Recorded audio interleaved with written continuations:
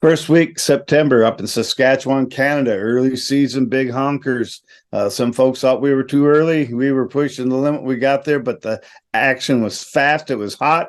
And listen to some of these tips and tactics we did to kill 150 honkers in about 3 mornings. But hey, I'm George Lynch of Legendary Gear. The game call company is Legend by Design. Duck season will be coming in, I think, around about the 12th. So I'm excited about that. I'm excited about being in a tree stand as well. But anyway, this is wanted to do a podcast, kind of hear about the hunt that we had, the way we scouted, the way we set up, and then I would probably go to my corrections of things that we learned from the hunt that I'd like to pass on to you guys. Is I think great tips, and it not just for up there. I mean, it'll work in North Dakota, works in Iowa, everywhere. So we're going to throw these down in a few of our decoy arrangements that we used up there in Y. But anyway, like I said, B. Latane, a good friend of ours, invited us up there, and B was a great host. He's got a home. It's about 3.5 hours north of his house in Regina. And he's got the cooler there. In fact, I had an elk in the cooler hanging when we got there, and it was first class accommodations. And as soon as you walk in the house, you can definitely tell that B is a big time of trophy hunter of the huge mule deer and the whitetail that he had inside the house. There was just definitely set up the hunter perspective of it, and anyway, the accommodations were amazing. The food was amazing. We had elk steak and eggs for breakfast, elk steak for dinner. We had elk hors d'oeuvres. My wife quickly became an elk expert as her new favorite meat. She wasn't able to try the moose yet, but elk became her new fond meat. She kind of put venison here, and she put elk way up here. But I have to agree with her. Elk is hard to beat. But as soon as we got there, the action was hot. The action was first day. Everybody's intensity was up here about a level 12 out of 10. First morning, their opening season, and so like I said, we were pushing the envelope. We knew that we had a busy month in September. We just knew that. Our best chance of getting away and between work and everything else, the other commitments that we had was, the first week of September. So B was saying he was sweating bullets before we got out there doing his scouting. We did, they were getting some birds. I had a few birds there. Here's the key when you're pushing that northern plateau up there and you're looking to hunt. It's about fields harvested. Yeah, you can have all the birds you want, which probably you're not going to have too many in the area until crops start getting harvested off. And luckily our timing. They started the week before, and there's fields that were coming down and more fields being taken off. And in fact, one of the coolest thing I've ever seen was it was a helicopter. They were using a helicopter to go on the track, back of the truck, and the helicopter was spraying the field instead of using an airplane. So some different things. I guess they say they spray the canola up there to get the canola to quit growing and until they can harvest it and cut it down. So it was basically, we had barley fields, wheat fields, and pea fields, and then of course you had the canola. But anyway, our first morning was a setup with about 7 people who showed up, and they use panel blinds up there. The panel blinds are thatched with willow branches. It's not quite like, it's a straight up and down. They use the panels, then they go out there and they pound the stakes in, re-rod stakes in to hold the panels, and then they have 2 separate side doors. So it's, you've basically got 4 pieces. And we're trying to run with 7 people and some pretty good sized people. We had to run the blind as wide as we could. And then with a dog on each end, it was getting tough. It was, in fact, at first we had a couple of good flocks early before that sun started coming up and getting the presence known. We cast shadows, but we were definitely have to work at them. We had people talking in the blind. We had, this was like the first morning jitters because Greg was there, but Greg was trying to film. He was trying to hunt, and plus he was running a dog. He had B on the other end. He's trying to run a dog. So it was pretty compact. And that's when the first day, we had to hit him pretty hard all the way in. And of course, you always want to read geese first. And we just, these geese, like I said, once the sun started coming up, and with the blind then started being pushed open because of the movement and the weight of the big boys up in front, and so that started opening up. Birds were starting to hang above, but I was calling a lot of geese, and everything that we were calling was, I was on it. It had to be aggressive. I had to get birds that were flaring off to turn and come back in. Sometimes we pull 2 or 3, a couple times we pulled the whole flock in, but it was definitely, opening season. Here you are, still being aggressive. And just goes to show you that, you're in a great spot. It's getting some of the first hunting pressure of these birds on their journey. And then, you're hunting on birds that haven't had any pressure. You get out in the field. Even with all that said, it's not a slam dunk. Some people think, well, they live up there. And sure, the geese are going to be definitely not as hard to hit, to call in and stuff. But they're like, again, they learn real quick. And we were running.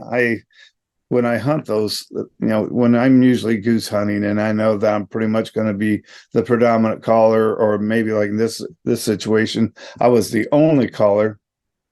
And so what I like to do is I'll have one call that my little ripper here, which will be super stiff. It'll be the high pitch and more aggressive sound. This one right here, this is our big dog. It's a molded acrylic.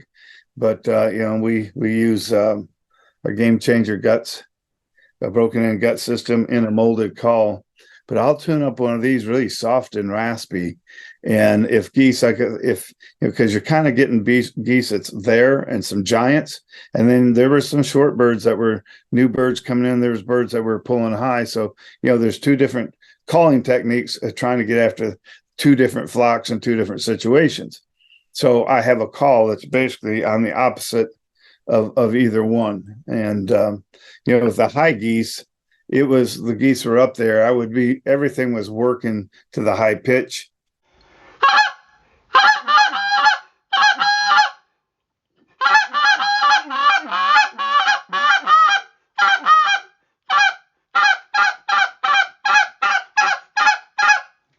So that high pitch and the aggressiveness, when I'm seeing those birds with that high pitch, with that raspy crack, is a great attention getter.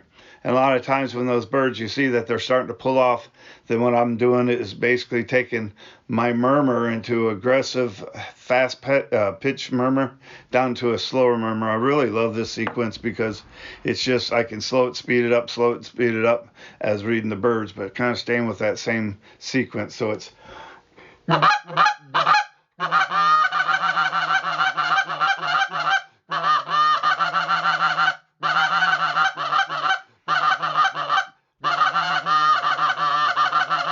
so you can hear that fast pitch and that aggressiveness. And I'm watching those birds, and a lot of times I've had to stay right on that, because these are birds, again, that either were spooked.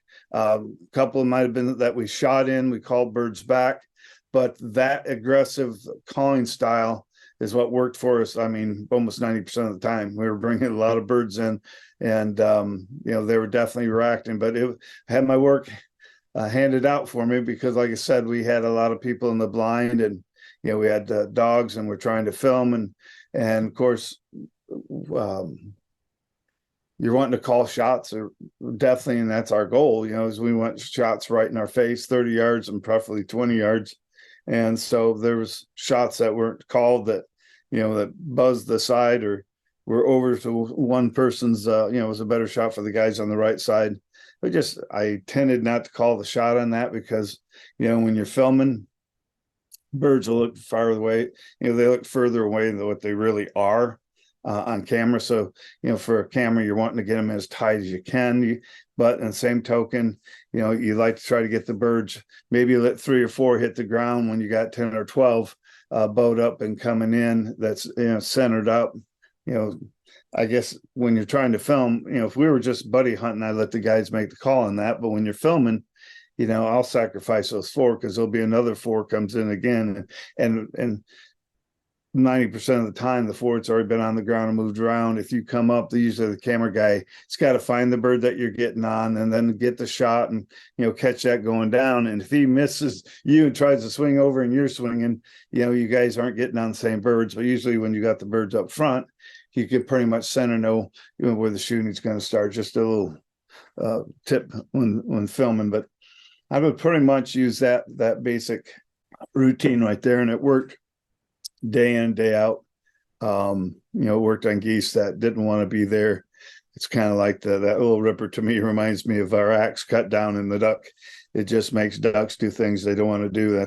Hey, before we talk about the second day, I want to take a quick break and shout out to our great sponsors out there. We have SITKA gear, LACROSSE, Footwear, YETI, RETAY USA, Apex Ammunition, Prime Archery, and G5 Broadheads.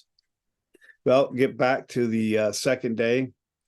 It's we had two less people that was going to be in the group, so I think we were down to 5 that day. But the day before scouting, afternoon scouting, we went to this field that, or on the way to the field that they basically were scouting, and they had permission to hunt, and we wanted to check it out that evening. We noticed that there was a couple other fields geese were coming in, and there's definitely, you could tell, new geese in the area because we got there. They had a couple of days north winds before us, and we were facing great north winds the day we were there. So that was bringing the tailwind and bringing some new birds in. It was awesome. And so we found this one field that was, it was building up with birds itself. You could tell there's some that were trying to find it.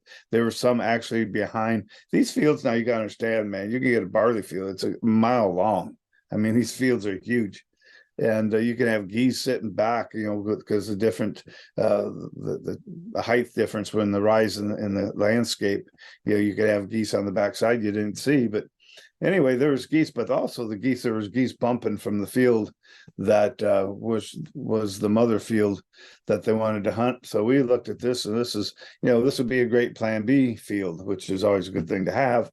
But we went and looked at the field, and there was a ton of birds, ton of ducks, ton of geese. To me, though, they, as a crow flies, looked like a quarter mile, maybe definitely under a half mile was the roost. And these birds just coming up and going straight into that field. And, through our discussions, I was not really comfortable with that roost being that close and 5 guns going off first thing in the morning. Man, I think that we're hunting that close. But it was an issue. He said, well, the farmer did say that there was another group of guys that got permission before he did. And of course, the honorable thing is if we show up in the field and they're there, we just render the field to them and go on there, keeps anybody from arguing. Well, at 3 in the morning, we get up at 3 in the morning and get there, 3:45, and they're already out in the field setting up. And B was kind of really bummed out. We thought that this was he definitely wanted us to get on the Holy Grail, and he thought this field was it. And it was, like I said, there was a lot of birds. And I said, man, I think this is a blessing in disguise. I think we get back over there, and plan B field is going to be the plan A field. And I'd be glad that we had a plan to go back over there. And we did, found the spot where they were sitting just over the knoll. A lot of goose crap and feathers. And so we did our setup, and I told the guys, I'm just telling you, I think especially it was wasn't a very strong wind, but there was definitely a little bit of, there's enough of wind that have been good to hunt, but it was quiet enough that I'm saying when those guns, and that's what happened. They must have had some ducks that rolled in early, and it wasn't that, it was a boo, boo, boo, boo, and that was it. And then you just heard this roar of geese get up. And I said, boys, get ready. And they started coming, and, there's birds breaking all over. And so when on something like this, Now we set up a little bit different this second day. I need to get back to about setup, but the setup this morning, I told him, I said, we had kind of set up with the wind at our back and a blind that was sticking out, and you kind of had a U, and we didn't have really enough the coverage. By doing that, birds are going to come in high. We're forcing birds that to cover over over the top, and you always want to keep that level down, that degree of angle down, so when they do circle, they're not seeing into the top and the black hole, the shadow it's sitting in there. So that was kind of tough, and that's why we had to work especially hard with that many people. And then to me, working with the putting your blind in the apex of your spread puts you at the being sealed or watched at even more. So today what we did is we went in, and I wanted to do what I call a loose J. You see that right there? See how the wind's coming right there? Now you notice how I put the blind right in here. And the neat thing about this loose J, you can look and see how these geese are coming, see, because they're going to fly into this way right here. And when they come in, if they get where they're a little leery, they're coming here and they're pulling off, or they're pulling off here, you can always move this tail and move down to the end and move over, just judging, and always judge on that first flock of geese, because they're going to tell you what every other flock's going to do. Even if it's 2 to 3 geese, see where they like to go. And because if they pull out here and you get up, you keep hunting, a good chance of those geese are going to, want to pull out here.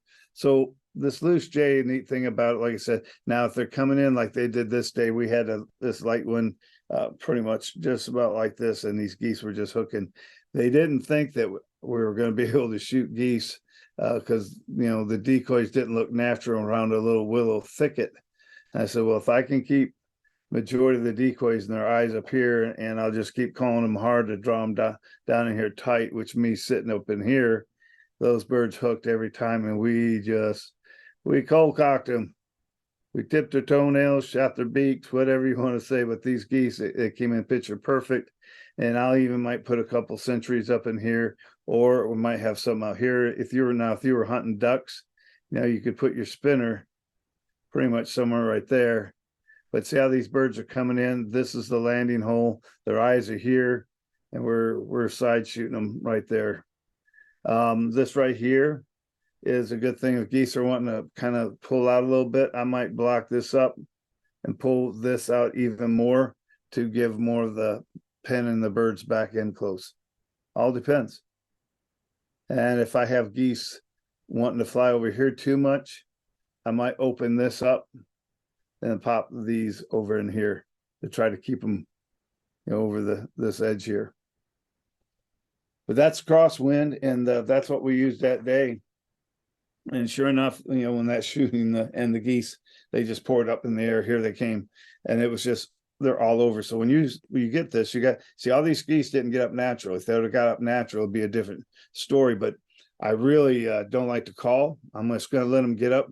Their world's just been rocked, and those, they've not gotten their bearings yet. We're maybe a mile from the other field, but these birds are coming over, and so anyway, they're not a relaxed bird. They're not coming down. They just right now still in their head, they're trying to figure out what happened in the field, but over just next to them. So they're on high alert, let's say.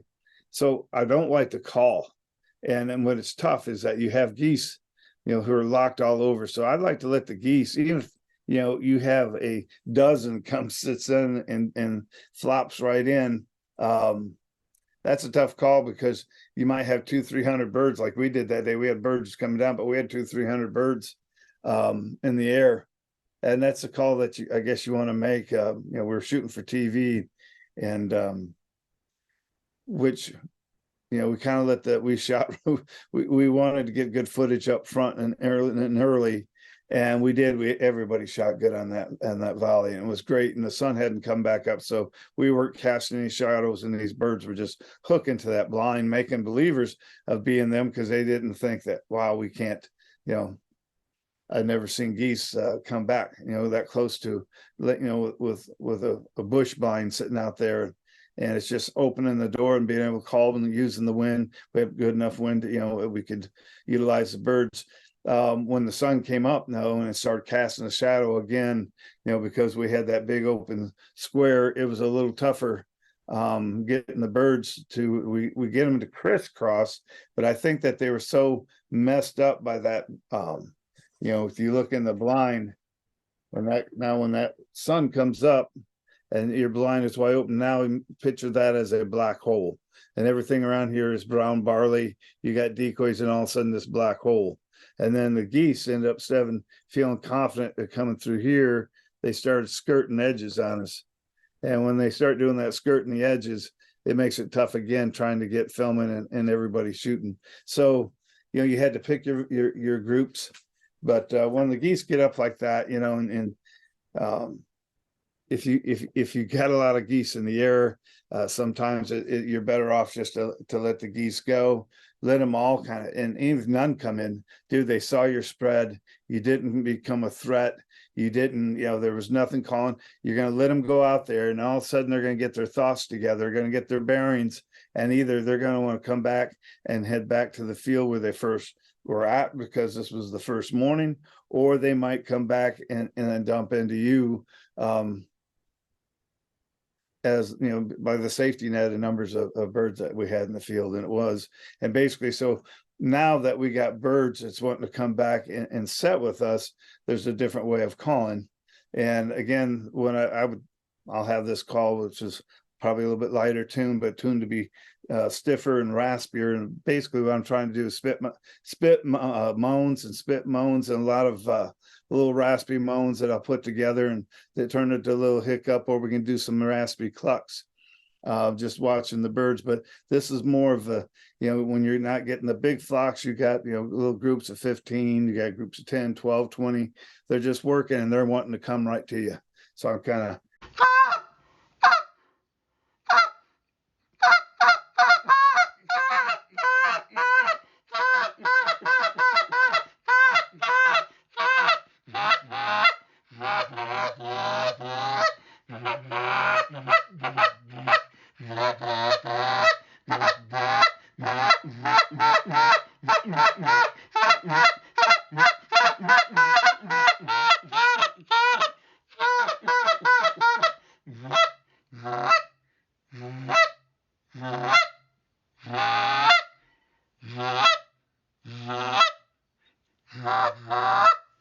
so basically you're catching, I'm just doing light finesse stuff, just giving that goose noise there that I call confidence ground noise.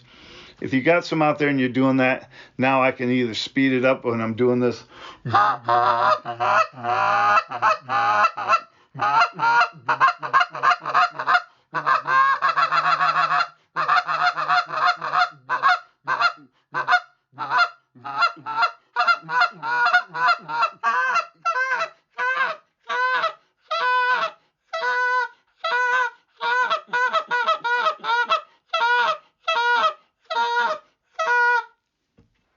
And that's basically either I'm hunting here or I'm hunting anywhere else. If I got geese coming in and you're trying to get that goosey, you notice how I did that little murmur and I did it slow, and then how I was able to speed that up. It's all done with my throat, but that routine is a great routine to practice, learn to control, speed it up, slow it down. To me, it's one of the best ways I've found to consistently control geese and keep them on that string. But that routine right there, whether you're hunting Canada, you're hunting Iowa, you're hunting anywhere in the U.S., reading birds, if they're coming in, if you would do that little soft routine, that goosey routine, that's just done on our injected molded acrylic big dog. And but it has the right dimensions to get. But I'll tune that, like I said, really soft and raspy. While I've got the higher pitch one, the little ripper here. And it is based, it is named, it's named right. But anyway, that's going to be it for day 1 and 2. And stay tuned in for the next podcast. We'll cover day 3. We're going to talk about the positive things and what is a hunt that was set up to be most geese that we were going to see yet on the trip. And We'll tell you how it ended up. We'll tell you the bonuses and the minuses. So that's going to cut it for day 1 and 2. We're going to cover day 3 in the second podcast. But I'm telling you what, if you learned anything from this podcast at all, please give us a like. If you like what we're doing, you can go to our website and subscribe, and just love to follow us along. Like I said, this is all about you guys. Email me questions. You can email me stuff you'd like to talk about on the podcast, or maybe we can have you on a podcast. But anyway, enjoyed it. And any of you guys out there hunting this week, whether it's you're hunting ducks somewhere, hunting geese somewhere, if you're stepping into that tree stand this weekend, always remember, hunt safe, hunt smart, and may the good Lord be your guide. I'll be out there, rain or shining. I can never get enough, because that's what legends are made of. That's a wrap. Well, I'll be out there, rain or shining, all a part of the great design. Bring it on, I can never get enough, because that's what legends are made of.